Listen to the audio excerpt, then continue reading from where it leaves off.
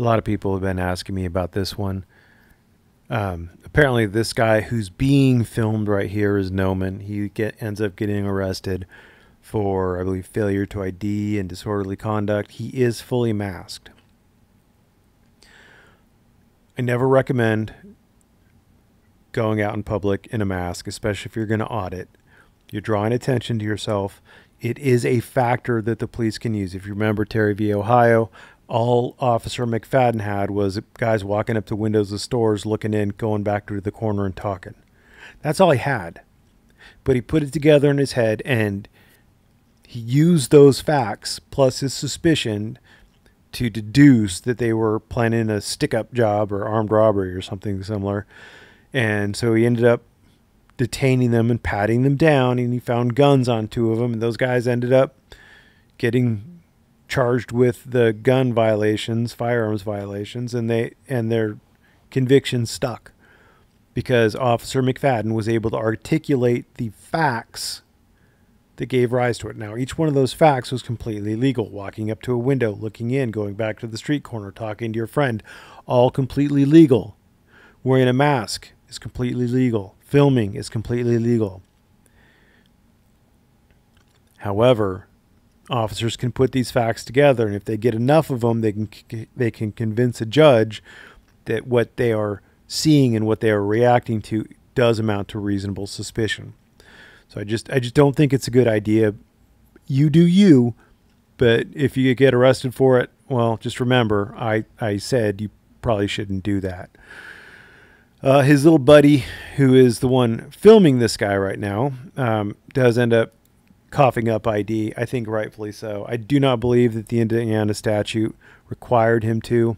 It's a combination of 3428.53 and 3428.5-3.5.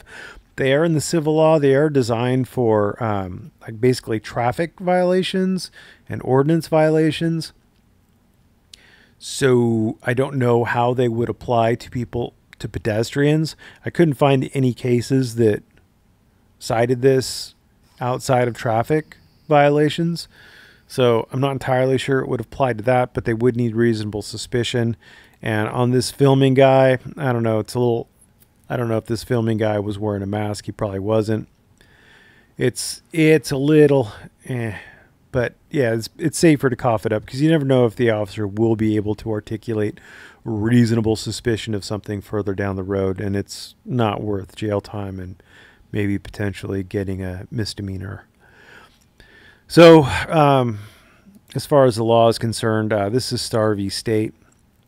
Star v. State. Star was in a car with I guess an ex-girlfriend or something, and she had a restraining order against him, and she did an illegal turn. She got pulled over. They wanted his ID, even though he was just a passenger. He's like, nah. And they're like, no, you're going to give us your ID. And they end up finding his ID in the car because I guess they probably let him search or something dumb. It's pretty dumb. I don't like this stuff. But anyway, he was charged with the invasion of privacy for being in the car with a gal who had a restraining order on him and refusal to identify. They dropped the invasion of privacy. They ran with the refusal to identify as a standalone. People in OG2 stream were saying that it's not a standalone charge. It definitely is. It's not like resisting arrest where they have to have an underlying probable cause of something to arrest you for. It's entirely different. All they need is reasonable suspicion. We know all they needed was reasonable suspicion because the court held there was no reasonable suspicion he had committed an infraction or ordinance violation, giving rise to an obligation to identify himself upon threat of criminal prosecution. So the court read in a reasonable suspicion into that, which I think was the correct thing to do. I would have said maybe probable cause, but reasonable suspicion works. So then there's also Dowdy v. State. Dowdy v. State, cops were doing a license plate scan of everybody, and they ended up finding out that his vehicle wasn't, or the vehicle that he was in wasn't registered. So they asked Mr. Dowdy if he wouldn't mind giving identification. He coughed up ID, and Anyway, there's a warrant for his arrest. They searched him, blah, blah, blah. So he was dumb. He was dumb. If they ask for ID, say no. If they say, I'll arrest you if you don't give me ID, then say okay. The important part of this, though, is merely that this is a 2017 decision. They just reaffirmed the decision of Starr,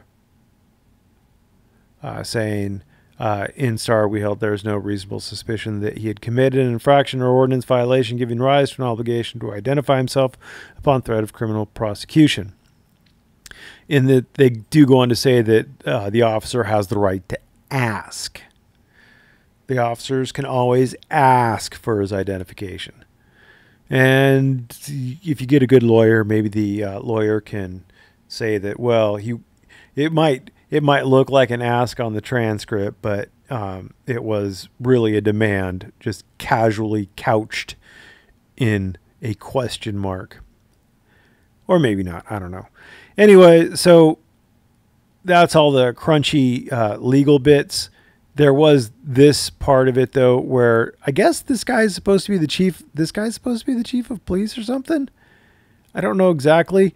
And he like crowds the auditor, filming him, making the auditor really uncomfortable. And the auditor like was spouting things about the Supreme Court said that he had like a right to personal space or something silly.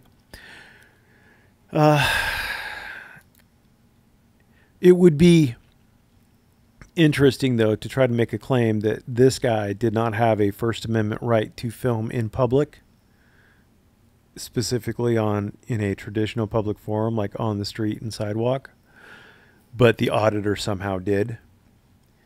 And one could draw parallels between the behavior of auditors and the behavior of this guy right here. One could indeed draw parallels. Now, are all auditors as bad as this guy in the Trump shirt was? No, but you know, one could indeed be justified in drawing parallels from time to time and auditor to auditor.